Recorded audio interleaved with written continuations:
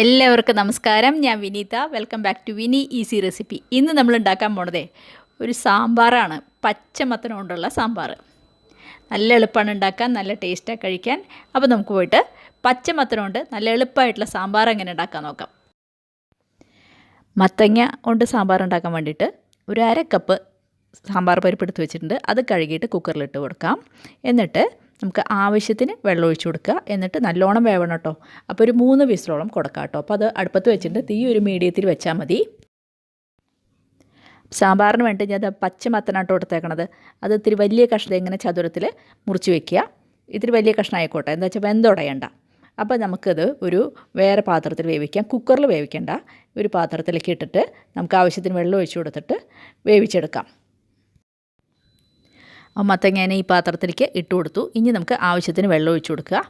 ഒരൊപ്പം നിൽക്കണ പോലെ വെള്ളം ഒഴിച്ചോളൂ.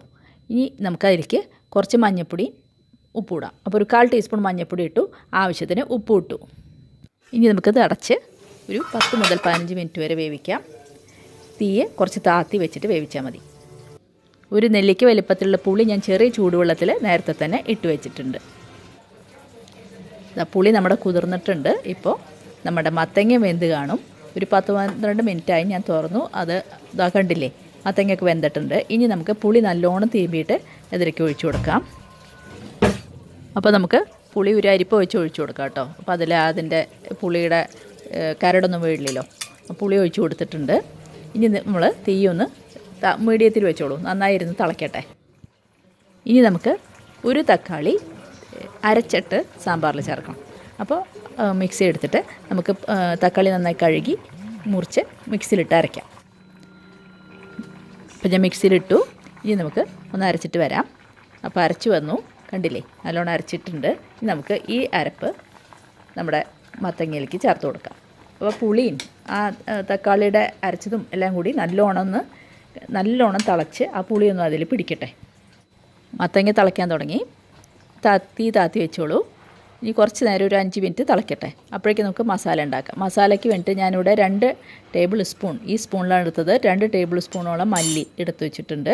പിന്നെ വറ്റൽമുളക്, അത് എരിവനുസരിച്ച് ഇടുക. 4-5 ഞാൻ എടുത്തിട്ടുണ്ട്. ഒരു 1/4 ടീസ്പൂൺ ഉലുവ, പിന്നെ 1 ടീസ്പൂൺ നമ്മുടെ കടലപ്പരിപ്പ്, 1/2 ടീസ്പൂൺ ഉഴുന്നുപരിപ്പ്, കുറച്ച് കായം, ഒരു 1/4 ടീസ്പൂൺ കായം വേണ്ടി വരും. നാളികേരം എടുത്ത് വെച്ചേക്കുന്നത് ഇത്രയാണ്. 4 പൂളാണ് എടുത്ത് വെച്ചേക്കുന്നത്. ഇത്രേ വേണ്ടൂ കേട്ടോ. അപ്പോൾ നമ്മൾ ചീഞ്ചട്ടി അടുപ്പത്ത് വെച്ചിട്ടുണ്ട്. അതിലേക്ക് ഞാൻ 2 ടീസ്പൂൺ വെളിച്ചെണ്ണ നേരത്തെ തന്നെ ഒഴിച്ച് വെച്ചിട്ടുണ്ട്. ഉലുവ ഇട്ട് കൊടുത്തു. പിന്നെ നമ്മുടെ കടലപ്പരിപ്പും ഉഴുന്നുപരിപ്പൊക്കെ ആദ്യം ഇട്ട് കൊടുക്കുക. ഇതെല്ലാം ആദ്യം നന്നായിട്ട് വറവാവണം. ഒരു ചുമന്ന കളർ വരണം, അതുവരെ നമ്മൾ വറുത്തെടുക്കണം.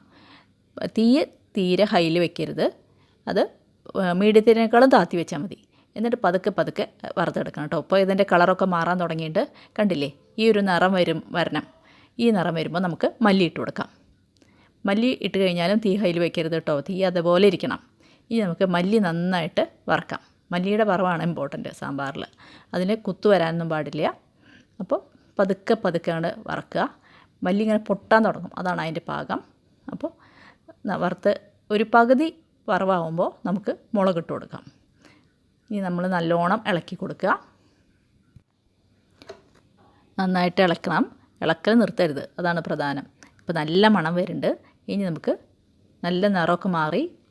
ഇനി നമുക്ക് ഈ സമയത്ത് മുളകിട്ട് കൊടുക്കാം. പകുതി വേവായിട്ടുണ്ട്. മുളകിട്ട് കൊടുത്തിട്ട് മുളകും നന്നായിട്ട് വറക്കുക. മുളക് പിന്നെ പെട്ടെന്ന് ചൂടാവുമ്പോൾ അതങ്ങനെ വീർത്ത് വരും. ഇനി നല്ലോണം ഇളക്കി കൊടുക്കുക. കുറച്ച് നേരം കൂടി ആയിക്കഴിഞ്ഞാൽ അതിൻ്റെ ഒരു നിറമൊക്കെ നല്ലോണം വ്യത്യാസമായി കഴിഞ്ഞാൽ നമുക്ക് ഓഫ് ചെയ്യാം. ഇപ്പോൾ ചെറുതായിട്ട് പൊട്ടാൻ തുടങ്ങിയിട്ടുണ്ട്. ഒന്നും കൂടി ഇളക്കി കൊടുക്കുക. ഇപ്പോൾ നമ്മുടെ സാമ്പാർ മസാല തയ്യാറായിട്ടുണ്ട്. കണ്ടില്ലേ, ഈ പാകമാവണം കേട്ടോ. ഇനി നമുക്ക് ഇതിലേക്ക് ചേർക്കാനുള്ളത് കായാണ്. കായ ഞാനൊരു 1/2 ടീസ്പൂണോളം ചേർക്കുന്നുണ്ട്. കട്ടക്കായാണ് ചേർക്കണമെങ്കിൽ നേരത്തെ തന്നെ വറുത്തെടുത്തിട്ട് നമുക്ക് മസാലയുടെ കൂടെ അരയ്ക്കാം. അപ്പോൾ നമ്മുടെ മസാല തയ്യാറായി. ഇനി നമുക്ക് സ്റ്റൗ ഓഫ് ചെയ്യാം. എന്നിട്ട് തണുത്തതിന് ശേഷം അരച്ചെടുക്കാം. അപ്പോൾ ഞാൻ സ്റ്റൗ ഓഫ് ചെയ്തിട്ട് തണുക്കാൻ വെക്കട്ടെ കേട്ടോ. അപ്പോൾ നമ്മുടെ മസാല തണുത്തു. നമുക്ക് അതിൻ്റെ കൂടെ കുറച്ച് കാശ്മീരി മുളക് പൊടി, 1 സ്പൂൺ കാശ്മീരി മുളക് പൊടി ചേർക്കുക. അത് വെറും ഓപ്ഷനിലാണ്, ഞാൻ നിറം കിട്ടാൻ വേണ്ടി മാത്രം ചേർക്കേണ്ടതാണ്. അതിൻ്റെ കൂടെ നമ്മളെടുത്ത് വെച്ച നാളികേരം ഞാൻ കഷ്ണങ്ങളാക്കി ചേർത്ത് കൊടുക്കുന്നുണ്ട്. അത് പച്ച ഇട്ടാൽ മതി, വറക്കൊന്നും വേണ്ട. അപ്പോൾ ഒന്ന് അരച്ചിട്ട് വരട്ടെ കേട്ടോ. നല്ല പേസ്റ്റ് പോലെ അരച്ചിട്ട് വന്നിട്ടുണ്ട്. ഇനി നമുക്കത് ചേർത്ത് കൊടുക്കാം നമ്മുടെ മത്തങ്ങയിലേക്ക്. ഇനി കുറച്ച് മിക്സി ഒന്ന് കഴുകിയിട്ട് ആ വെള്ളം കൂടി ചേർത്ത് കൊടുക്കാം. ഇപ്പോൾ ആവശ്യത്തിന് വെള്ളമായിട്ടുണ്ട്. ഇനി നമുക്കൊന്ന് മിക്സ് ചെയ്തിട്ട് ഒന്ന് തിളയ്ക്കാൻ വയ്ക്കാം. ആ സമയത്ത് നമ്മുടെ പരിപ്പ് എന്തായി നോക്കാം. പരിപ്പ് നന്നായി വെന്തിട്ടുണ്ട്.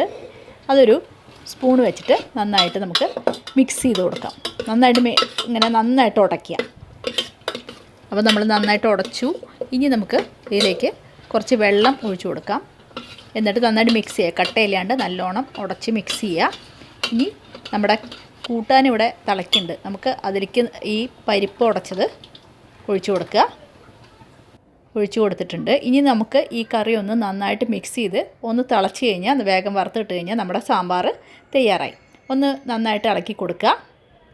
ഈ സമയത്ത് ഉപ്പിൻ്റെ ടേസ്റ്റ് നോക്കിയിട്ട് ഉപ്പ് പോരെങ്കിൽ ചേർത്ത് കൊടുക്കണം.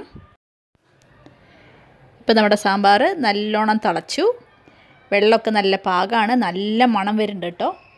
ഇനി നമുക്ക് സ്റ്റവ് ഓഫ് ചെയ്തിട്ട് നമുക്ക് നന്നായിട്ടൊന്ന് വെളിച്ചെണ്ണയിൽ വറുത്തിട്ട് കഴിഞ്ഞാൽ നമ്മുടെ സാമ്പാർ തയ്യാറായി. സ്റ്റവ് ഓഫ് ചെയ്യാം. സാമ്പാർ വറുത്തിടാനായിട്ട് ഞാനിവിടെ ഒരു പാൻ വെച്ചിട്ടുണ്ട്. അതിലേക്ക് ഒരു 2 ടീസ്പൂണോളം വെളിച്ചെണ്ണയാണ് ഒഴിച്ചു കൊടുക്കുന്നത്. ഒരു വറ്റൽമുളക് പൊട്ടിച്ചിട്ടിട്ടുണ്ട്. 1 സ്പൂൺ കടുക് ഇട്ട് കൊടുത്തു.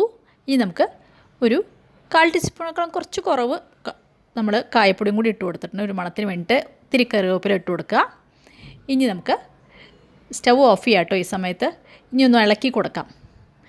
ആ കറിവേപ്പിലയുടെ പച്ച നിറം പോണതിന് മുമ്പ് തന്നെ നമുക്ക് അത് സാമ്പാറിലേക്ക് ഒഴിച്ചു കൊടുക്കാം. ഒഴിച്ചു കൊടുത്തു. നമ്മുടെ സാമ്പാർ തയ്യാറായിട്ടോ. അപ്പോൾ നമ്മുടെ പച്ചമത്തൻ കൊണ്ടുള്ള സാമ്പാർ തയ്യാറായി. എല്ലാവരും ഉണ്ടാക്കി നോക്കണം കേട്ടോ. നമ്മുടെ ചോറിൻ്റെ കൂടെയൊക്കെ നല്ല സ്വാദാണ്. പിന്നെ ഇഡ്ഡലിയുടെ കൂടെ, ദോശയുടെ കൂടെ, ഈവൺ ഉപ്മാവിൻ്റെ കൂടെയും കൂടി നല്ല സ്വാദാണ് കേട്ടോ. അപ്പോൾ എല്ലാവരും ചെയ്ത് നോക്കുക. പിന്നെ ആരെങ്കിലും എൻ്റെ ചാനൽ ആദ്യമായിട്ട് കാണുന്നവരുണ്ടെങ്കിൽ ഒന്ന് സബ്സ്ക്രൈബ് ചെയ്യണം, ലൈക്ക് ചെയ്യണം, ഷെയർ ചെയ്യണം. അതേപോലെ തന്നെ ഫീഡ്ബാക്കും തരണം. അപ്പോൾ നമുക്ക് ഒരു പുതിയ ഡിഷായിട്ട് അടുത്ത ദിവസം തന്നെ കാണാം കേട്ടോ. Thank you.